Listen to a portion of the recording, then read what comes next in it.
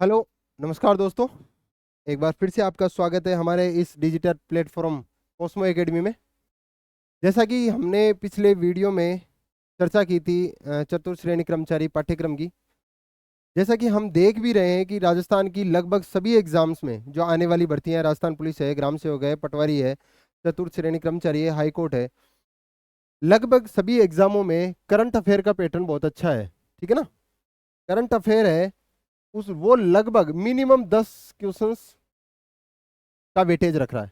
ठीक है ना।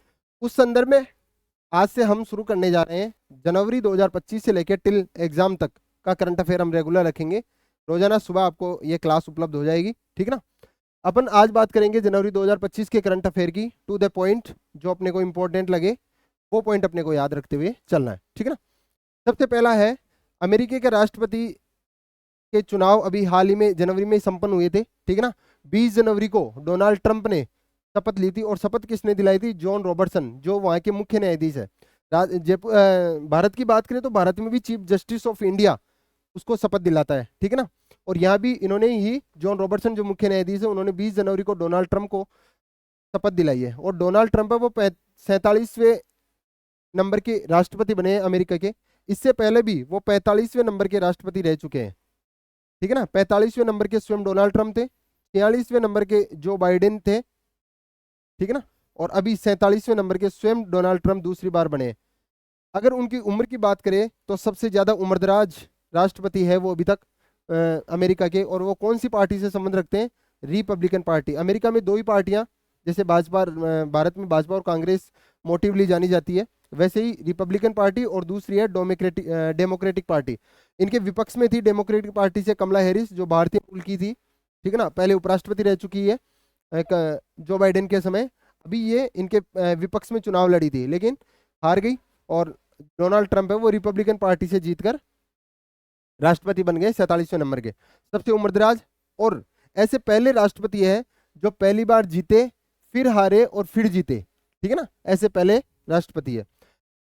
इन्होंने राष्ट्रपति बनते ही कुछ महत्वपूर्ण घोषणाएं की है जो काफी इंपॉर्टेंट भी है। और इंपॉर्टेंट ये है कि इन्होंने एक तो मेक्सिको का नाम बदल के गल्फ ऑफ मैक्सिको, मैक्सिको की खाड़ी कर दिया गया। ठीक है ना। मैक्सिको का नाम बदल के गल्फ ऑफ मैक्सिको, मैक्सिको की खाड़ी नाम रख दिया। दूसरी घोषणा क्या है? अमेरिका में अब थर्ड जेंडर ये नहीं होगा। ऐसे नहीं कि पुरुष, दो ही जेंडर होंगे, एक पुरुष और एक महिला। ट्रांसजेंडर नाम, इनके अलावा कोई भी तीसरा जेंडर नहीं होगा। जैसे अपने भारत में ट्रांसजेंडर भी है। ठीक है ना। तो यहाँ ये कैटेगरी अब नहीं चलेगी, ये ट्रंप ने अभी घोषणा की थी। ठीक है ना। इसी के साथ में अमेरिका के 50वें उपराष्ट्रपति जेडी वेंसी को भी चुना गया है। ठीक है ना। इससे पहले कौन थे उपराष्ट्रपति? कमला हैरिस। और अभी कौन बने? जेडी वेंसी। 43वें राष्ट्रपति डोनाल्ड ट्रंप, और 50वें उपराष्ट्रपति कौन है? जेडी वेंसी। इनसे पहले कौन थी? इन्होंने किसका स्थान लिया है? कमला हैरिस का। और कमला हैरिस वर्तमान में कुछ नहीं है, अभी चुनाव हार गए हैं राष्ट्रपति का। ठीक है ना। ट्रंप के विरोध विपक्ष में। कुछ इंपॉर्टेंट चीजें कि अमेरिका के राष्ट्रपति बनते ही ट्रंप ने दो चीजें तो जो घोषणा में लिखी उन्होंने, एक तो मैक्सिको का नाम बदल के इन्होंने गल्फ ऑफ मैक्सिको रखा, और दूसरा इन्होंने थर्ड जेंडर नाम का कोई भी यहाँ नहीं चलेगा ऐसी घोषणा कर दी। पुरुष और महिला दो ही जेंडर होंगे। एक और घोषणा की है कि इन्होंने डब्ल्यूएचओ से स्वयं को बाहर रखा है अमेरिका को। जैसा कि इन्होंने अपने प्रचार में चुनाव के दौरान इन्होंने घोषणा की थी, जैसे ही वो राष्ट्रपति बनेंगे वो डब्ल्यूएचओ से पूर्णतः स्वयं को बाहर कर लेंगे अमेरिका को। तो वर्ल्ड हेल्थ ऑर्गेनाइजेशन, स्वास्थ्य की सबसे बड़ी संस्था वर्ल्ड हेल्थ ऑर्गेनाइजेशन, जिसका हेडक्वार्टर कहाँ है? जिनेवा में। ठीक है ना। अमेरिका ने स्वयं को इससे बाहर कर लिया है। दूसरा, कोप 21 जो फ्रांस में हुआ था। अपन बात करते हैं कोप 21। एक मिनट, अपन यहाँ नया पेज ले लेते हैं। कोप 21 की बात करते हैं। एक सम्मेलन हुआ था कोप 21वां। ठीक है ना। कोप क्या होता है? Conference of parties, conference of parties, full form. ये कुछ विश्व के जो प्रमुख देश है उनका एक सम्मेलन होता है। और ये करवाता कौन है? UNFCC, United nation framework for climate change, United nation framework for climate change. ठीक है ना। एक और सी आता, sorry, convection for climate change, United nation framework framework climate for convection change. ये फुल फॉर्म पूछी गई है आरपीएससी द्वारा, ठीक है ना।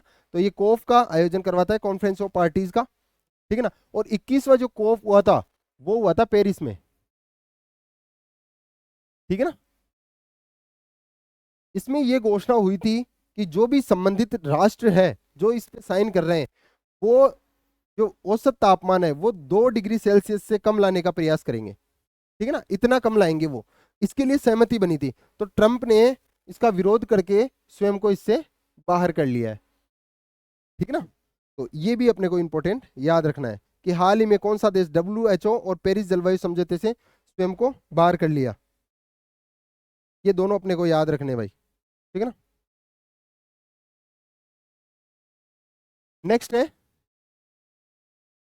इंडोनेशिया। इंडोनेशिया इंपॉर्टेंट क्यों, चर्चा में रहा भी, और चर्चा में रहने का कारण भी इसका है कि ये ब्रिक्स का 10वां सदस्य बना है। ब्रिक्स में शुरुआत में जब इसकी स्थापना हुई थी 2009 में, ब्रिक्स की स्थापना हुई थी, तब इसमें 4 सदस्य थे, BRIC, ठीक है ना। ये 4 सदस्य थे, B for Brazil, R for Russia, I for India और सी फॉर चाइना। ये 4 सदस्य थे जब ब्रिक्स की स्थापना हुई। लेकिन 2010 में जब साउथ अफ्रीका को इसमें शामिल किया गया, दक्षिण अफ्रीका को इसमें शामिल किया, तो इसका नामकरण क्या पड़ गया, एस ओ लग गया, ब्रिक्स, ठीक है ना। और जैसा क्रम इसको दे रखा है वैसे ही ये अध्यक्षता भी करते हैं, ब्राजील, रसिया, इंडिया, चाइना और साउथ अफ्रीका, इसी क्रम में ये इनकी सम्मेलन की अध्यक्षता भी करते हैं, ठीक है ना। अभी हाल ही में इसकी अध्यक्षता ब्राजील ने की है और ये इसका अध्यक्ष है वर्तमान में। 2024 में भी ईरान, मिस्र, इथोपिया और यूएई, इन 4 राष्ट्रों को शामिल किया है, ठीक है ना। 4 ये, 5 ये ब्रिक्स, 4 ये, कितने हो गए, 9। और 10वां जो हाल ही में 2025 में शामिल किया है इंडोनेशिया को, ठीक है ना। तो ब्रिक्स में कुल कितने सदस्य, 10। नवीनतम कौन सा, इंडोनेशिया। पहले क्या नाम, स्थापना कब हुई, 2009। पहले क्या नाम था, ब्रिक, फिर किसको शामिल किया, अफ्रीका को 2010 में। अब इसका नाम क्या हो गया, ब्रिक्स, और कितने सदस्य हैं, 10। 2025 में जो इसकी अध्यक्षता है वो ब्राजील ने की है, यानी ये सम्मेलन रियो में हुआ, ब्राजील में रियो डी जेनेरिया एक जगह है, ठीक है ना। वहां 2025 का ब्रिक्स का सम्मेलन हुआ है और उसकी थीम थी, वो थी ग्लोबल साउथ। इंपॉर्टेंट है, ठीक है ना। पहला सम्मेलन का हुआ, दूसरा नवीनतम सदस्य जो ब्रिक्स में हाल ही में शामिल हुआ इंडोनेशिया, कौन से नंबर का, 10वां।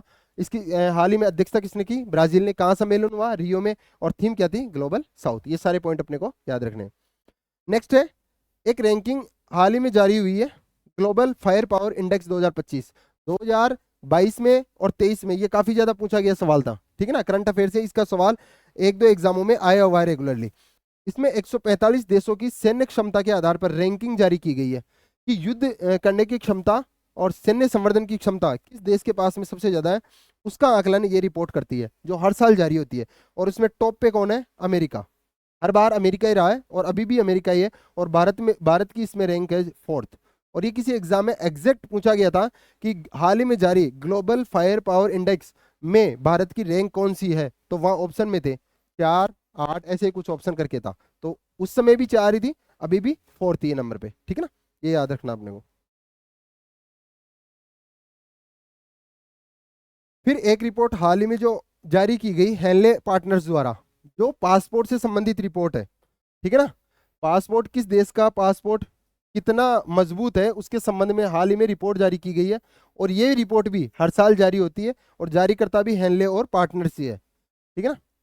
हेनले पासपोर्ट सूचकांक, हेनले पार्टनर्स की एक रिपोर्ट है जिसमें हर बार ये देखा जाता है कि कौन सा देश कितने देशों में फ्री वीजा कर सकता है, ठीक है ना। और ये आंकड़े लेते कहाँ से हैं, अंतर्राष्ट्रीय वायु परिवहन संघ से ये आंकड़े प्राप्त करते हैं। इसमें पहले नंबर पर है, सबसे मजबूत अगर किसी का पासवर्ड है पूरे देश में तो वो सिंगापुर का है। ये लगभग सबसे ज्यादा देशों में फ्री वीजा की सुविधा इसको है, यानी इसका सबसे ज्यादा मजबूत पासपोर्ट है विदेश में यात्रा के लिए। और भारत की रैंक क्या है इसमें, 85वीं। अब 2 रैंक अपने यहाँ देख ली, एक भारत की रैंक 85वीं किसमें, हेनले पासपोर्ट में, और एक रैंक है भारत की 4th किसमें, ग्लोबल फायर पावर इंडेक्स में। जैसे जैसे रैंकिंग आ रही है अपने को, जैसे 4-5 रैंकिंग हो गई, एक जगह इसको नोट कर लेना है और बार बार इसका रिवीजन करते रहना है, क्योंकि बहुत सारी एग्जामों में सीधे डायरेक्टली क्वेश्चन आ जाते हैं रैंकिंग से कि इसमें भारत की रैंकिंग कितनी है, तो अपने को याद करते हुए चलना है। नेक्स्ट है अभी हाल ही में 76वां गणतंत्र दिवस मनाया गया है, ठीक है ना। और मनाया गया है कर्तव्य पथ नई दिल्ली में, हर साल यही आयोजित होता है, ठीक है ना। राजपथ का नाम बदल के मोदी सरकार ने कर्तव्य पथ रखा था। संविधान लागू होने के 75 वर्ष पूर्व संविधान लागू हुआ, उसके 75 साल अभी तक हो चुके हैं, यानी 76वें साल में प्रवेश कर चुके हैं संविधान, ठीक है ना। इस संबंध में इस बार के मुख्य अतिथि कौन थे? प्रबोवो सुबियांतो, इंडोनेशिया के राष्ट्रपति है प्रबोवो सुबियांतो। जब पहली बार मुख्य अतिथि बनाया गया था तो पहले गणतंत्र दिवस पे मुख्य अतिथि भी इंडोनेशिया के राष्ट्रपति थे, ठीक है ना। उस समय भी यही थे। और इस बार 76वें गणतंत्र दिवस पे भी राष्ट्रपति कौन है? प्रबोवो सुबियांतो, ठीक है ना, इंडोनेशिया के राष्ट्रपति। और इंडोनेशिया जो हाल ही में चर्चा में रहा, किस कारण से? ये ब्रिक्स का 10वां सदस्य है। जब आप करंट अफेयर पढ़ो तो जहां जो चीज दिख रही है, जैसे यहाँ इंडोनेशिया आया, अब अगर मैंने पहले इंडोनेशिया की कुछ चीजें पढ़ी है तो आप वहीं मार्क कर दो कि 10वां क्या? ब्रिक्स का नवीनतम सदस्य, और ये 10वां सदस्य, तो याद होती जाएगी, वो चीजें कनेक्ट हो जाएगी आपस में। इसकी थीम क्या थी इस बार की? स्वर्णिम भारत, विकास और विरासत, यानी ऐसा भारत जिसमें विरासत का संरक्षण करते हुए विकास हो, वो इसकी इस बार की थीम रखी गई है, ठीक है ना। इस बार 16 राज्य और 15 केंद्रीय मंत्रालयों की झांकियां शामिल की गई है, जिसमें सबसे टॉप पे जो झांकी आई है वो उत्तर प्रदेश की आई है, क्योंकि इस बार की जो थीम थी वो कर्तव्य पथ पर महाकुंभ, यूपी की झांकी की थीम थी। महाकुंभ जो अभी प्रयागराज में लगा था, ठीक है ना। इस और एक और झांकी थी।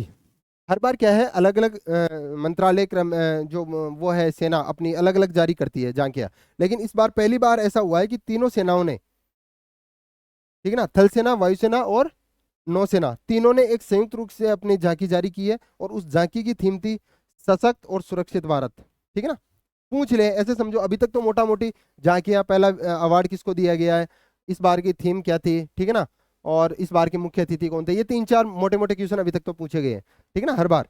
लेकिन पूछ ले, अच्छा पेपर बने, पटवारी में आ जाए, ग्राम सेवक में आ जाए, कि अभी हाल ही में तीनों सेनाओं ने एक संयुक्त रूप से झांकी जारी की थी 76वें गणतंत्र दिवस समारोह में, तो उसकी थीम क्या थी? सशक्त और सुरक्षित भारत, ठीक है।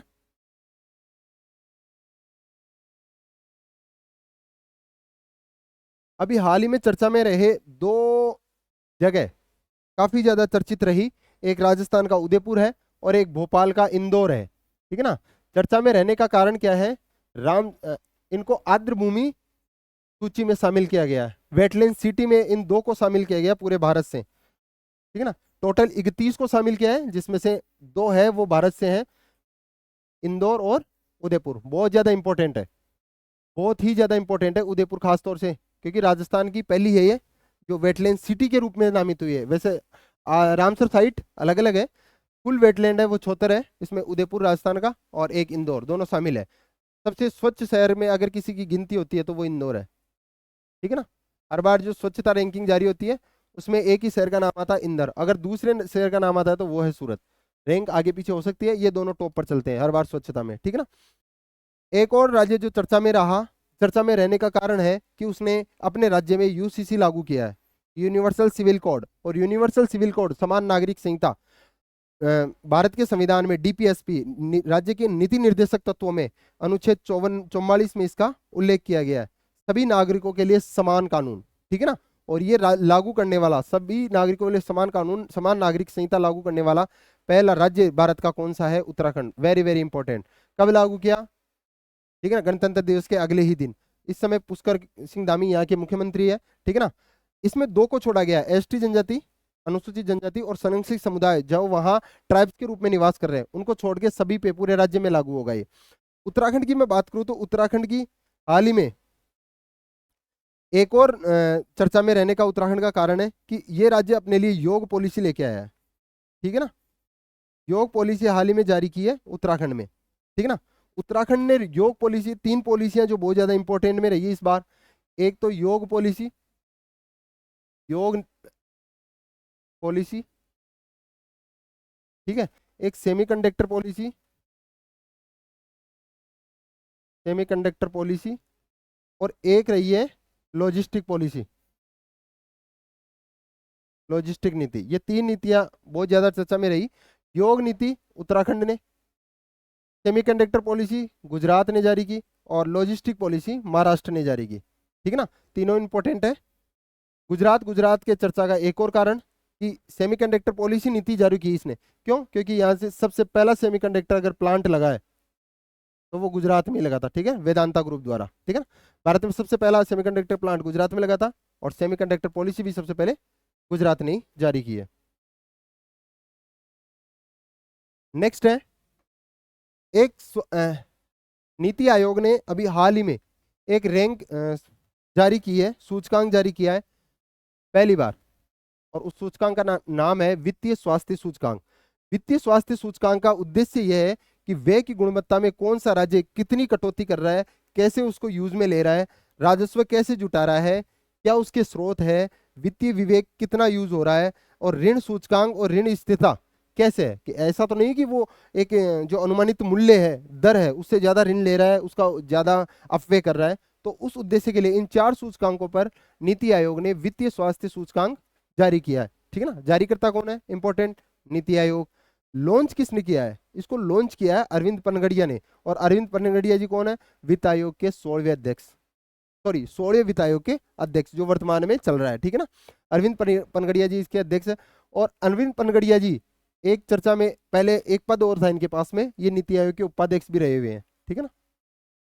नीति आयोग के उपाध्यक्ष भी रहे हुए हैं अरविंद पनगड़िया, वर्तमान में 16वें वित्त आयोग के अध्यक्ष है, ठीक है। अब इसमें 18 राज्यों को शामिल किया गया, वित्तीय स्थिरता स्थिति का मूल्यांकन किया गया। 18 राज्य शामिल थे, इसमें से दो, एक तो पूर्वोत्तर शामिल नहीं है, पूर्वोत्तर का कोई भी राज्य इसमें शामिल नहीं है। एक हिमालय इसमें शामिल नहीं है, हिमालयी जो राज्य है, ठीक है ना, पूर्वोत्तर राज्य और हिमालयी राज्य, ये दो शामिल नहीं है। क्यों? क्योंकि इनको 90% जो फंडिंग है, केंद्र सरकार 90% फंडिंग करता है, जबकि जो भी केंद्र की योजनाएं हैं अदर स्टेट्स में, उनको ज्यादातर को फंडिंग 60:40 के हिसाब से की जाती है, ठीक है ना। लेकिन हिमालय और पूर्वोत्तर राज्य में 90-10 के रेशियो से फंडिंग की जाती है, इसलिए उनको शामिल नहीं किया गया। हिमालय और पूर्वोत्तर राज्य इसमें शामिल नहीं है। इसमें फर्स्ट रैंक ओडिशा की है जिसका स्कोर 6700 में से, और 12वें नंबर की रैंक वो राजस्थान की है। Very very important. हाल में नीति आयोग द्वारा जारी वित्तीय स्वास्थ्य सूचकांक में राजस्थान की क्या रैंक है, क्या स्थिति है? तो राजस्थान की स्थिति कितनी है? 12वीं रैंक है। जैसे अपन भारत के पढ़ रहे थे विश्व के सापेक्ष में 4थी रैंक, ठीक है ना, ग्लोबल फायर में, फिर 85वीं रैंक पासपोर्ट में, ठीक है ना। वैसे राजस्थान की भी एक साइड में अपने को लिखते रहना है, ठीक है ना। 3-4 जो भी रैंकिंग आएगी राजस्थान की ज्यादा से ज्यादा 5 रैंक आ सकती है मोटे मोटे, तो उनको भी अपने को याद करते रहना है।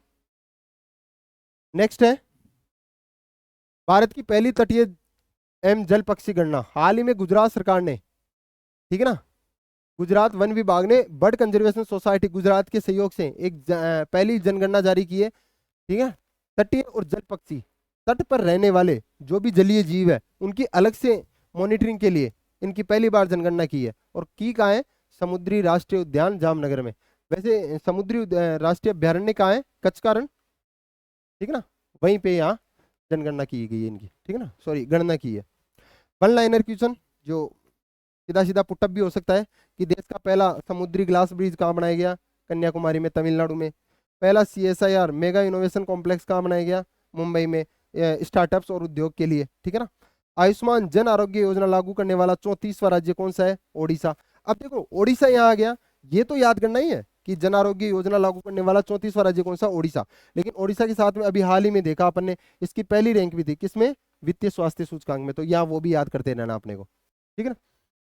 दक्षिण भारत की पहली संक्रामक रोग अनुसंधान निदान प्रयोगशाला कहाँ स्थापित की है? बेंगलोर मेडिकल कॉलेज में, ठीक है ना। और असम की दूसरी राजधानी डिब्रूगढ़ को घोषित किया है। बहुत ही इंपॉर्टेंट अभी क्वेश्चंस जो टेक्निकल प्रौद्योगिकी की दृष्टि से है वो है इसरो का। इसरो ने अपना 100वां मिशन लॉन्च किया है, ठीक है ना। GSLV F-15 के द्वारा 100वां मिशन लॉन्च किया है और उसको नाम दिया है NVS-02 नेविगेशन सैटेलाइट उपग्रह लॉन्च किया है, उसको नाम क्या दिया है? NVS-02। इसरो का 100वां मिशन, और लॉन्च किसके द्वारा किया है? GSLV F-15 के द्वारा। कहाँ से? सतीश धवन स्पेस केंद्र श्रीहरिकोटा आंध्र प्रदेश से। इस उपग्रह का नाम क्या था जो लॉन्च किया इस मिशन के द्वारा? NVS-02 है क्या? ये बेसिकली एक नेविगेशन उपग्रह है। नेविगेशन का मतलब भारत अभी तक जो यूज कर रहा है GPS system, global positioning system जो अपन यूज करते हैं लोकेशन के लिए, वो अमेरिका का है। या तो ये अमेरिका का GPS यूज कर रहे हैं या एक रसिया का है SI, ठीक है ना, वो यूज कर रहा है। अभी भारत का स्वयं का अभी तक का यूज में नहीं आया है कोई भी ऐसा सिस्टम, ठीक है ना। तो भारत ने अपना स्वयं का एक सिस्टम डेवलप किया है, नाविक, ठीक है ना। ये जीपीएस की तरह ही है, ये स्वदेशी है। अभी हाल ही में इसके संबंध में भारत में नाविक सिस्टम को मजबूत करने के लिए ये लॉन्च किया गया एनवीएस, ठीक है ना। ये बेसिकली नेविगेशन उपग्रह है जो नाविक को मजबूत करने के लिए किया गया है। और नाविक क्या है? नाविक एक जीपीएस सिस्टम है, अमेरिका के जीपीएस के समकक्ष एक पोजिशनिंग सिस्टम है, नेविगेशन उपग्रह है। भारतीय समय की सटीक जानकारी हेतु इसी उपग्रह में आरएफपीएस नामक एक परमाणु घड़ी भी लगाई गई है। और आरएफपीएस का full form rubidium atomic frequency standard है, ठीक है ना। हो सकता है ये पूछे भी और नहीं भी पूछे, लेकिन पटवारी में संभावना है इसकी, क्योंकि वहां स्तर बहुत अच्छा आता है करंट अफेयर का, ठीक है ना। अभी हाल ही में इसरो और इसरो के नए अध्यक्ष अभी हाल ही में कौन बने हैं? वी नारायणन, ठीक है ना। इसरो का अध्यक्ष हाल ही में इनको बनाया गया है। इसी के साथ में नेक्स्ट है एक और मिशन जो इसरो ने लॉन्च किया है, स्पार्टेक्स मिशन। बहुत ही ज्यादा चर्चा में रहा है, क्योंकि ऐसा लॉन्च करने वाला भारत चौथा देश बना है। अमेरिका, चीन और रशिया के बाद में भारत ऐसा करने वाला चौथा देश है। और इसमें है क्या? 2 उपग्रह अंतरिक्ष में जुड़ेंगे और हटेंगे, ऐसी कोई योजना जिसके द्वारा 2 उपग्रहों को अंतरिक्ष में जोड़ना और हटाना है। वो मिशन जो था वो स्पार्टेक्स मिशन था, स्पेस डॉकिंग एक्सपेरिमेंट मिशन, ठीक है ना। और इसके द्वारा जो 2 उपग्रह भेजे जोड़े और हटाए गए, उनका नाम था चेजर और टारगेट, SDX-01, SDX-02। किसके द्वारा लॉन्च? PSLV C-60 द्वारा। अब जैसे ये नाम आया तो अभी अपन ने कौन सा पढ़ा? GSLV F-15, और इसके द्वारा लॉन्च किया हुआ NVS-02। और NVS-02 क्या है? इसरो का 100वां मिशन। ऐसे याद करते रहना है अपने को, ठीक है ना। जहां कनेक्शन बने वहीं अपने को नोट करके याद करना है, ताकि पीछे का भी अपने को याद होता रहे। ऐसा करने वाला भारत चौथा देश है, ठीक है ना। इसके साथ में भी एक पेलोड भेजा गया था, क्रॉप्स नाम का, ठीक है ना। और इसका इंपॉर्टेंस इसलिए बढ़ जाती है क्योंकि इसने वहां लीबिया के बीजों का अंकुरण किया। जैसे चावल वगैरह के बीज होते हैं, वैसे ही एक बीज है लोबिया, उसके बीजों का 4 दिन में वहां अंकुरण कर दिया। यानी यहां से गया, वहां लगा और 4 दिन में वो अंकुरित हो गए वो बीज। तो ये बहुत अच्छी सफलता है इसरो को। नेक्स्ट है 3 जो आपको नाम दिख रहे हैं यहाँ पर, तीनों ही इंपॉर्टेंट है टेक्निकली टर्म से, ठीक है ना। पहला है भार्गवास्त्र। भार्गवास्त्र क्या है? ड्रोन रोधी माइक्रो मिसाइल। ड्रोन को हवा में ही मारने वाला एक जो सिस्टम तैयार किया गया है वो है Bhargavastra. Economic explosive limited, EEL द्वारा ये स्थापित किया, डेवलप किया गया है। और इसका नाम भगवान परशुराम और कर्ण के अस्त्र पर रखा गया है, इसलिए इसका नाम ये पड़ा। हाल ही में किसी एग्जाम में ये पूछा गया है, ये क्या है? भार्गवास्त्र चर्चा में रहा, ये क्या है? दूसरा है संजय। एक महाभारत वाले संजय थे जो क्या बताते? दूरदर्शी था, ठीक है ना। वो युद्ध पे निगरानी रख रहे थे घर पे, लेकिन युद्ध बता रहे थे कुरुक्षेत्र का। तो वैसा ही ये सिस्टम है कि ये युद्ध निगरानी प्रणाली है। तो उसी संजय से अपने को ये याद रखना है, ठीक है ना। डेवलप किसने किया है? भारतीय सेना ने भारत इलेक्ट्रॉनिक्स लिमिटेड के साथ मिलकर इसको विकसित किया है। एक है INS उत्कर्ष, जो नौसेना का दूसरा बहुउद्देशीय पोर्ट है। बहुउद्देशीय मतलब एक ही उद्देश्य नहीं है, इसके साथ गश्ती भी की जाएगी समुद्र में, ठीक है ना। इसके साथ समुद्री निगरानी भी बढ़ेगी और आपदा के समय ये राहत भी पहुंचाएगा, ठीक है ना। तीनों में इसको काम में लिया जाएगा, इसलिए इसको बहुउद्देशीय पोर्ट कहा गया। और ये दूसरा INS उत्कर्ष। पहला कौन सा था? पहला INS संवर्धक ऐसे करके था, ठीक है ना। तो ये भी याद रखना है। नेक्स्ट है ये एक और इंपॉर्टेंट क्वेश्चन जो अभी हाल ही में EORO और RS में भी पूछा गया था। इंपॉर्टेंट इसलिए क्योंकि भारत नवीनीकरण ऊर्जा के लिए प्रतिबद्ध है और भारत का लक्ष्य है कि 2030 तक 500 गीगावाट नवीकरणीय ऊर्जा का उत्पादन करना। ये लक्ष्य भारत ने रखा है 2030 तक का, ठीक है ना। इसी के बेसिस पे भारत आगे बढ़ रहा है और भारत ने अभी तक 209.44 गीगावाट नवीकरणीय ऊर्जा का उत्पादन अभी तक कर लिया है भारत ने। नवीकरणीय ऊर्जा में मोस्टली शामिल क्या है? सौर ऊर्जा, पवन ऊर्जा, जैव ऊर्जा और लघु जल विद्युत ऊर्जा, ठीक है ना। सबसे ज्यादा जो उत्पादन हो रहा है भारत में नवीकरणीय ऊर्जा वो है सौर ऊर्जा।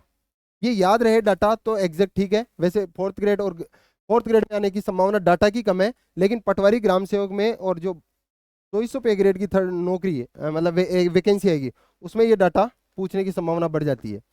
सौर ऊर्जा में राजस्थान पहले नंबर पे, गुजरात दूसरे नंबर पे, कर्नाटक तीसरे नंबर पे। ये हाल ही में EORO या RS में कुछ क्वेश्चन पूछा गया था कि सौर ऊर्जा डेवलप करने में सबसे ज्यादा योगदान किसका है?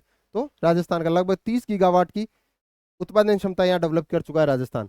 पवन ऊर्जा में तमिलनाडु पहले नंबर पर है, ठीक है ना। ये डाटा एग्जैक्ट याद रखने अपने को, सौर ऊर्जा में और पवन ऊर्जा वाला। नेक्स्ट है, हाल ही में आंध्र प्रदेश का एक स्थान बहुत ही ज्यादा चर्चा में रहा, विशाखापट्टनम का पुदिम का। कारण क्या था?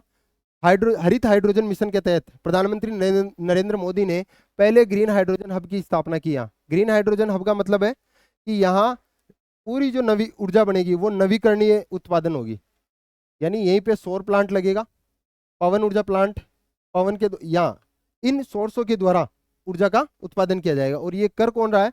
एनटीपीसी ग्रीन, ठीक है ना। ये भारत सरकार का उद्यम है एनटीपीसी, उसके द्वारा इसकी स्थापना की जाएगी। और इसका उद्देश्य 20 गीगावाट नवीकरणीय ऊर्जा विकसित करना, और इसका सहयोग 500 गीगावाट में, ठीक है ना, क्योंकि अंतिम उद्देश्य 2030 तक 500 गीगावाट का है, तो उसी की दृष्टि से इसकी स्थापना की गई है। बंगलोर की एक स्टार्टअप कंपनी सरला एविएशन, जिसने एक प्रोटोटाइप विकसित किया गया है, ठीक है ना, जो भारत का पहला एयर टैक्सी प्रोटोटाइप है, जिसमें 7 यात्री बैठ के आराम से घूम सकते हैं। उसका क्या नाम है? शून्य, ठीक है ना, ये याद रखना है। हाल ही में धोखाधड़ी से बचने के लिए आरबीआई ने एक गाइडलाइन जारी की थी। उस गाइडलाइन के अनुसार ये निर्देश दिए गए थे कि सभी बैंक अगर ग्राहकों को कॉल करते हैं लेन देन के संबंध में, तो उनको अपने जो फ़ोन नंबर है वो 16 से शुरू होने चाहिए, ऐसी व्यवस्था करनी होगी सभी को। तो ये सभी बैंकों के लिए आरबीआई का एक निर्देश था कि कौन से नंबर से शुरू होने चाहिए, 1600 से, ठीक है ना। विश्व का सबसे शक्तिशाली हाइड्रोजन इंजन, ट्रेन इंजन, हाल ही में भारत ने विकसित किया है, और ऐसा करने वाला भारत चौथा देश है, ठीक है ना। और चौथा देश अभी हाल ही में पहले भी देखा था अपन ने, ठीक है ना। और चौथी रैंक भी देखी थी किसमें है? चौथा देश ये तो स्पाडेक्स मिशन में ऐसा करने वाला चौथा देश है भारत, और एक चौथी रैंक थी उसमें ग्लोबल फायर पावर इंडेक्स में, ठीक है ना। और इसका परीक्षण किया जाएगा जिंद सोनीपत रूट पर। केंद्रीय तंबाकू अनुसंधान संस्थान, केंद्रीय तंबाकू अनुसंधान संस्थान, जिसकी स्थापना लगभग 1964 के आसपास की गई, और ये राजमुंद्री में है। और राजमुंद्री है कहाँ? वैसे आंध्र प्रदेश में, ठीक है ना। वहाँ ये तंबाकू का सेंटर है, सेंट्रल गवर्नमेंट का। उसका नाम बदल के कृषि अनुसंधान केंद्र ने राष्ट्रीय वाणिज्यिक कृषि अनुसंधान संस्थान रख दिया है। उद्देश्य क्या था इसका रखने का? कि जैसे तंबाकू है, तंबाकू को बढ़ावा मिलने, लेकिन उसके साथ साथ में जो और भी प्रोडक्ट्स हैं, जैसे भारत हल्दी में, मसाले में नंबर 1 लगभग है, मिर्ची का उत्पादन बहुत अच्छा होता है उधर, अरंडी और अश्वगंधा, इन चारों पर भी अनुसंधान करना, इनको भी वहाँ अनुसंधान के तहत बढ़ावा दिया जाना, इसलिए इसका नाम बदल के, ठीक है ना, केंद्रीय तंबाकू अनुसंधान का नाम वाणिज्यिक कृषि अनुसंधान संस्थान रखा गया है। लास्ट अपना आज का क्वेश्चन है, हाल ही में भारत के उन राज्यों ने कॉफी में काफी अच्छी सफलता हासिल की, और उनमें नाम है कॉफी उत्पादक राज्यों में केरल, कर्नाटक और तमिलनाडु।